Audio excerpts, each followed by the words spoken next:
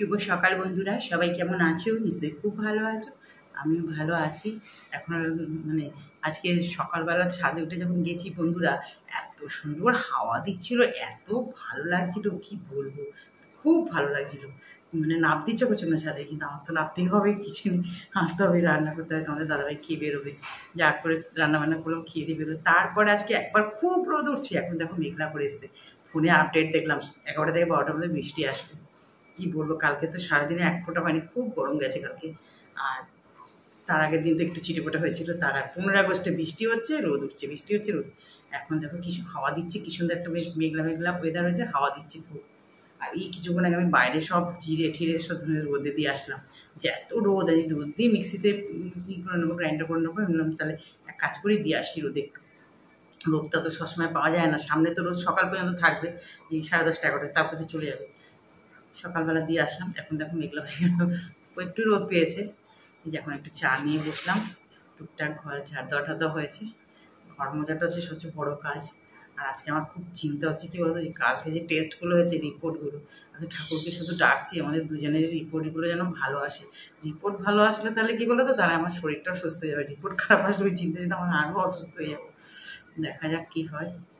চলো তাহলে সঙ্গে থাকো, দেখতে থাকো। তারপর দেখো ঘরটা তো ঘর ঝাড় দেওয়া হয়ে গেছিলো আগে। ভাবলাম ঘরটা একটু মুছিয়ে নিই, মুছে নিয়ে তারপরে ওইদিকে কিচেনে যাব। মুছে নিয়ে আগে টিফিন করতে হবে একটু। আর এই কাজগুলোই তো সবচেয়ে কঠিন কাজ, ঘর মোছার কাজগুলো। আর এইভাবে মুছলে না, তবু শোকেসের নিচ বলো, আলমারির নিচ, খাটের বক্স খাটের নিচ টিচগুলো ভালোভাবে মোছা যায়। হাত দিয়ে তো আমি মুছতেই পারি না। এই দেখো মাছ ভাজাটা বসিয়ে দিয়ে টিফিনটা করে নিচ্ছি। মেয়ের খাওয়া হয়ে গেছে।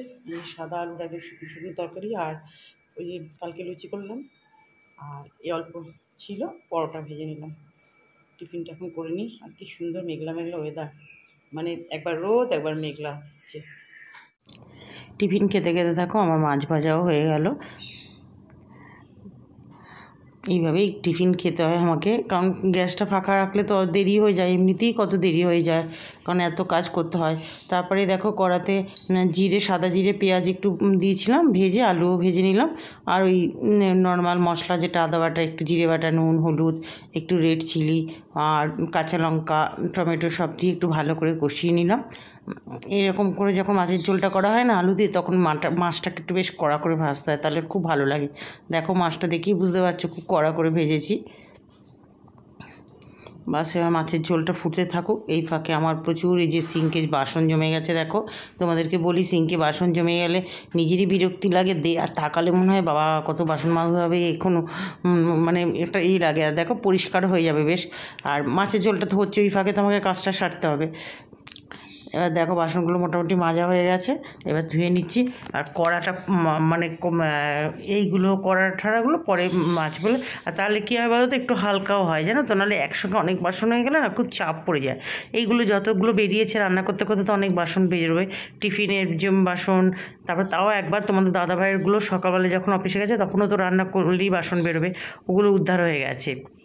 এইগুলো এখন উদ্ধার করে নিই, কী বলবো আর। এই যে দেখো উদ্ধার করতে করতে আমার মাছের ঝোলও হয়ে গেল। একটু ধনেপাতা দিয়ে দিলাম, বাস। এবারে ধনেপাতাটা বেশ ভালোই মানে আছে, গন্ধটাও খুব সুন্দর। আবার আর একটা রান্না বসিয়ে দিলাম, ওদিকে ভাত বসিয়ে দিয়েছি। এদিকে পেঁয়াজ রসুন কুচি কুচি করে কেটে দিয়েছি, আর কাঁচা লঙ্কা চিড়ে দিয়েছি, নুন আর হলুদ, বাস আর কিচ্ছু লাগবে না। দারুণ খেতে লাগে, শুধু একটু ছাড়াতেই যা কষ্ট, খুবই কষ্ট ছাড়াতে। কচুরলতি বুঝতেই পারছো, একটু হালকা বয়েল করে নিয়েছি। এটা না বয়েলটাই মেন, যদি একটু বেশি হয়ে যায় না একদম ল্যাসা ল্যাসা গলে যাবে, বিচ্ছিরি লাগবে, যেন নরম ভেতরেই থাকবে কিন্তু গোটা গোটা থাকবে, তবেই ভালো লাগবে। দেখো মাঝে মাঝে একটু নাড়াচাড়া করে দিচ্ছি, আর একটু ঢাকা দিয়ে দিচ্ছি, না ঢাকাটা খুলে তারপর একটু নাড়াচাড়া করে দিচ্ছি। 2-1টা চিনির দানা দিয়ে দিয়েছিলাম, আর তেলে একটু কালো জিরে ফোড়ন দিয়েছিলাম। খুব ভালো হয়েছে। মানে বন্ধুরা, এই পুরোনো দিনের এই রান্নাবান্নাগুলোই বেশি ভালো লাগে দেবে খেতে। এত ভালো লেগেছিলো এটা দিয়ে ভাত খেতে, কি বলবো। তারপরে দেখো রান্না তো হলো, বাসন মাজা ওই কড়াটা বেরিয়েছিল বললাম না, কড়াটা শুধু কড়াটা মাছ দেওয়া অতটা পরিশ্রম হয় না, তাতে না কড়াটা বেশ ভালো করে মাজাও যায়, জানো তো, একটা জিনিস থাকলে মাজা যায়, আর অনেকগুলো বাসন হয়ে গেলে তখন আর ইচ্ছে করে না, বলি না। তারপরে দেখো গ্যাসটা অনেকবারই এখানে মোচা টোচা হয়েছে, লাস্টের দিকে তোমাদের একটু দেখাচ্ছি, রাইস ফাইসগুলো মোচা হয়ে গেছে, চিমনিও মোচা হয়ে গেছে। এগুলো তো রোজকার কাজ আমার, নিত্যদিনে বেশ ভালো করে না মুছলে হয় না। তারপরে যে বেসিন মোছা, বেসিন তো পরিষ্কার করতেই হবে বলো, সারাদিনই তো ইউজ হয়, একটু টাইসগুলো যতটা পারি মানে পরিষ্কার করার চেষ্টা করি। আর আমার মনে হয় যতটা পরিষ্কার পরিচ্ছন্ন থাকবো ততটা নিজেরও বেশ ভালো লাগবে দেখবে। আর বিশেষ করে বর্ষাকাল আর শীতকাল বলে কথা না, আমি সবসময় যতটা শরীরে আমার পারমিট করে আমি করে যাই, যতদিন পাচ্ছি করছি, যখন পারবো না করবো না। হ্যাঁ দেখো বেসিনটাও ভালো করে মুছে নিলাম।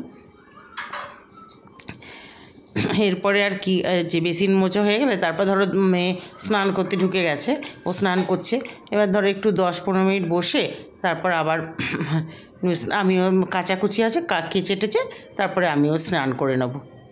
এই দেখো পুজো দেওয়া হয়ে গেল, আজকে খুব হাওয়া দিচ্ছে, সব বারান্দাতেই জামা কাপড় দিয়ে আসলাম। এই দেখো কত, মানে টগর ফুলটা এখন তবু ফোটে বলে পুজো দিতে পারি, আর একটা জবা ফুল ফুটেছে আজকে, একটা অপরাজিতা আর নীল রঙে ফুটেছে, আর এমনি ভায়োলেট কালার 4-5টা ফুটেছে। আর দোপাটি ফুলগুলো তুলে তুলে দিয়ে দিচ্ছি, নয়নতারা সব দিয়ে পুজো দেওয়া হয়ে গেল। আর তোমাদের সঙ্গে আমার ঠাকুর মানে শেয়ার করতে এত ভালো লাগে কি বলবো। এই দেখো বন্ধুরা, খেতে বসে পড়লাম।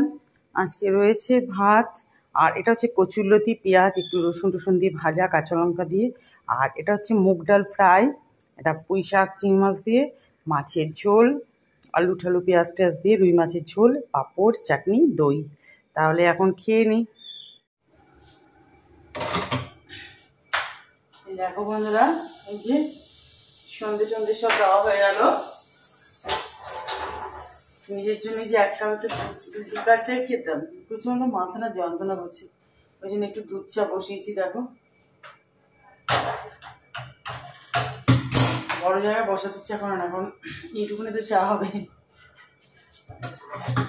হয়ে এসছে চাটা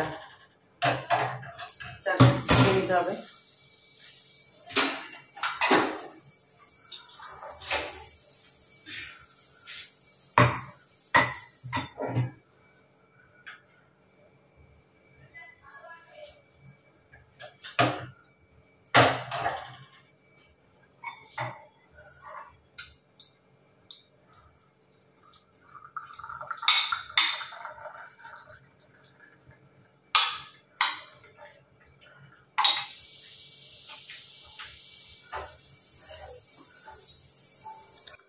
চায়ের বাটিটা দেখো জল দিয়ে ভিজিয়ে রাখতে হবে, কারণ দুধ চা তো, মাদারডেয়ারি দুধ দিয়ে চা করলে না দেখবি একটু লেগে যায়, আর আমি তো একটু বেশ ঘন করে করি, ওই জন্য ওটাকে জল দিয়ে ভিজিয়ে রেখে আসলাম।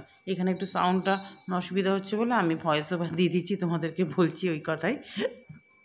চা শাখা হয়ে গেছে, চা বিস্কুট নিয়ে খেয়ে নেবো। চলো তাহলে আজকে ভিডিওটা এত